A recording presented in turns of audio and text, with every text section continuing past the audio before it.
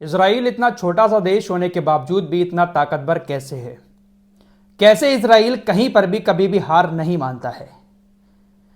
आज जो खबर आप लोगों को बताने जा रहा हूं, इसको सुनने के बाद आपको आइडिया हो जाएगा इजराइल किस तरीके से जाल बिछाता है और कैसे अपने दुश्मन को घुटने टेकने पर मजबूर कर देता है।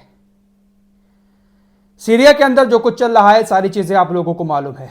बड़ी खबर यह आ रही है कि बशर अल असद, उनका परिवार जो 50 साल से सीरिया के ऊपर राज कर रहा था, अब उनका शासन खत्म हो चुका है। बशर अल असद सीरिया छोड़कर भाग चुके हैं। जो विद्रोही संगठन, कुछ लोग उनको आतंकी संगठन भी कह रहे हैं, सीरिया के अंदर बशर अल असद की सरकार के खिलाफ विद्रोह कर रहे थे, ऑफिशियली उन्होंने अब अपनी जीत का ऐलान कर दिया है। ऑफिशियली बशर अल असद की सरकार की तरफ से भी सत्ता परिवर्तन का ऐलान कर दिया गया है। दमिश्क में संगठनों ने कब्जा जमा लिया है। बशर अल असद सीरिया छोड़कर रूस भाग गए हैं। खबरें तो ऐसी भी आ रही हैं कि जब बशर अल असद सीरिया छोड़कर भाग रहे थे तो उनका जो विमान है वो रडार से गायब हो गया।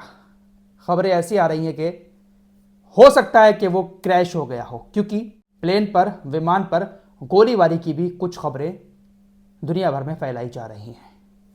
बशर अल असद कहां हैं, किसी को कुछ मालूम नहीं है, लेकिन ये खबरें आ रही हैं कि जिस विमान से वो भाग रहे थे, सीरिया छोड़कर जा रहे थे, वो विमान रडार से गायब है।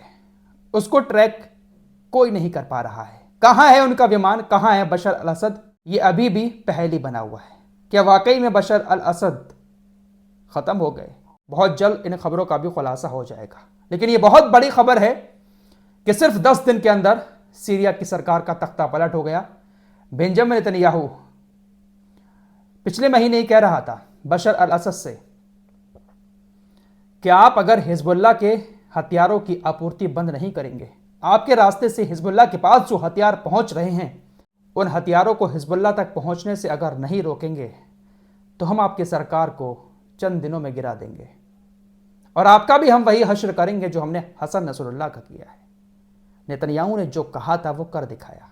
मेरे दोस्तों, आज समझ आ रहा है कि सीजफायर जो नेतन्याहू ने किया उस बॉर्डर पर हिजबुल्लाह के साथ, उसके पीछे यही साजिश थी। कहां से जाल बिछाया नेतन्याहू ने? हिजबुल्लाह को कमजोर करने के लिए उसने सीरिया का सहारा लिया, क्योंकि सीरिया ही एक ऐसा एरिया है जहां से सबसे ज्यादा हथियार हिजबुल्लाह के पास पहुंचते हैं। रूस जो हथियार देता है वो भी सीरिया के रास्ते हिजबुल्लाह तक पहुंच रहे थे। ईरान जो हथियार देता है वो भी सीरिया के रास्ते ही बशर अल असद की सरकार में हिजबुल्लाह तक आराम से पहुंच रहे थे। किसी तरह की कोई रोक टोक नहीं थी, किसी तरह की कोई नाकेबंदी नहीं थी। लेकिन नेतन्याहू ने ये जो जाल बिछाया सीजफायर वाला, सीजफायर किया और तुरंत 24 घंटे के अंदर सीरिया के अंदर विद्रोह की आग भड़क गई। सत्ता परिवर्तन हो गया और अब नेतन्याहू को कुछ करने की जरूरत नहीं है। हिजबुल्लाह के पास लड़ने के लिए जब हथियार ही नहीं होंगे तो वो कैसे इजराइल का सामना करेगा? तुर्की ने भी अपने युद्धपोत उस एरिया में तैनात कर दिए हैं जिस एरिया से समुद्र के जरिए सीरिया तक हथियार पहुंचते थे। यूनिफिल का हिस्सा है तुर्की की नेवी, तो उसी के तहत, यूनिफिल के तहत उसने अपने युद्धपोत तैनात कर दिए हैं, रास्ते को ब्लॉक कर दिया है। और अब अमेरिका और इजराइल भी उन रास्तों को ब्लॉक कर देगा, क्योंकि अब सरकार जो आई है सीरिया के अंदर वो इन्हीं के मतलब की सरकार है। ऐसे बिछाता है इजराइल जाल, और इस जाल में ये सभी लोग फंसते चले जाते हैं। हिजबुल्लाह को जब हथियार नहीं मिलेंगे तो हिजबुल्लाह इजराइल का सामना शायद ना कर पाए। तो ये रही सबसे बड़ी वजह सीजफायर के लिए राजी होने की, वरना नेतन्याहू कभी राजी नहीं होता। बशर अल असद की सरकार के प्रधानमंत्री मोहम्मद गाजी अल जलाली, इनकी तरफ से बयान आता है।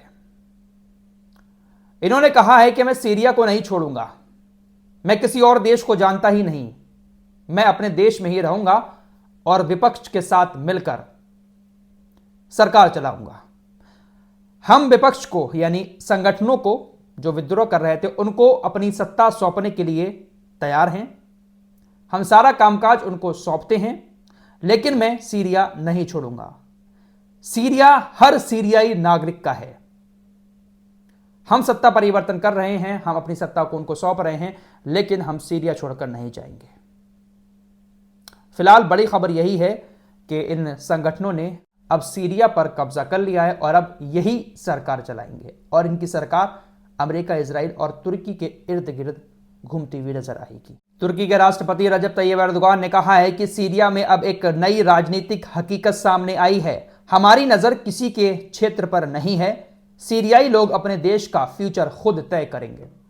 यानी अब रजब तैयब एर्दोगान ये दिखाने की कोशिश कर रहे हैं कि जो कुछ भी हुआ है सीरिया के अंदर, उसके पीछे उनका बिल्कुल भी हाथ नहीं है। लेकिन दोस्तों, ऐसी खबरें बहुत सारी आ रही हैं, बहुत सारी वीडियोस भी आ रही हैं जहां पर खुद तुर्की के टैंक सीरिया के अंदर नजर आ रहे हैं, तुर्की के ड्रोन नजर आ रहे हैं, लेकिन ये कह रहे हैं कि हमने कुछ नहीं किया है और हम सीरिया के किसी एरिया पर कब्जा नहीं करेंगे, किसी क्षेत्र पर हमारी नजर नहीं है। वो तो विद्रोह जो है वो सीरिया के खुद अपने लोग ही कर रहे हैं। फिलहाल एक और खबर आपको बता दूं, राष्ट्रपति बशर अल असद के कुर्सी छोड़ने के बाद इजराइल की सेना ने सीरिया के कुछ और इलाकों में बढ़ना शुरू कर दिया है। इजरायली सेना ने सीमा की रक्षा को मजबूत करने के लिए कुनैत्रा क्षेत्र में बफर जोन में हमला किया है। सीरिया के दक्षिण में कुनैत्रा में बफर जोन में टैंकों और सैनिकों के आगे बढ़ने की रिपोर्ट सामने आई है। यानी इजराइल अब और अपने एरिया का विस्तार कर रहा है। सीरिया के अंदर गोलान हाइट्स में तो कब्जा कर रखा है और अब दक्षिण में कुछ और जगहों पर भी इजराइल कब्जा करने की कोशिश करेगा। अमेरिका का कहना है कि बशर अल असद के साथ सीरियाई सरकार के पतन के लिए रूस जिम्मेदार है, रूस की वजह से उनका पतन हुआ है। दोस्तों, सीरिया के अंदर ये जो संगठन है, इनका सबसे बड़ा नेता जो है वो मोहम्मद अल जुलानी है। सीरिया ने कुछ दिन पहले, 3-4 दिन पहले दावा किया था कि एयर स्ट्राइक में इसकी मौत हो गई, लेकिन दोस्तों ये जिंदा है।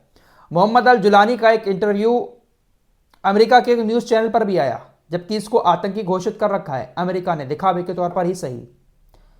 रूस के फॉरेन मिनिस्टर सरगेई लारोव कहते हैं कि संयुक्त राज्य अमेरिका द्वारा अल जुलानी को आतंकवादी घोषित किए जाने के बावजूद उन्होंने अल जुलानी को CNN पर बोलने की इजाजत दी। CNN पर बाकायदा अल जुलानी को लाया गया, अमेरिका का जो CNN नेटवर्क है। अल जुलानी ही सीरिया का अब नेता बनेगा। ये सारी बातें इशारा कर रही हैं कि इस सरकार के पीछे किसका हाथ है।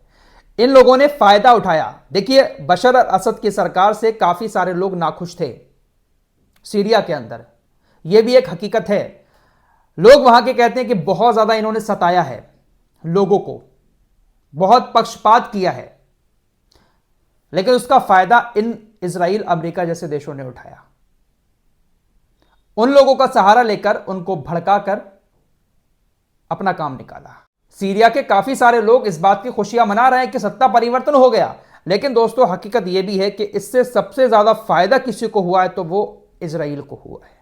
इजराइल के सामने अब हिजबुल्लाह की ताकत बहुत कम हो जाएगी, क्योंकि पूरी ताकत सीरिया के रास्ते ही हिजबुल्लाह तक पहुंचती थी। जो अपने भंडार भरता था हिजबुल्लाह हथियारों से, रूस और ईरान के, वो सीरिया के रास्ते ही पहुंचते थे। तो बहुत बड़ा जाल बिछाया, धर्म की चिंगारी भड़काई, और ये सब हो रहा है। इस रिपोर्ट में इतना ही। कुछ और खबरों के साथ फिर हाजिर होऊंगा। तब तक के लिए अपना ख्याल रखिएगा। अल्लाह हाफिज।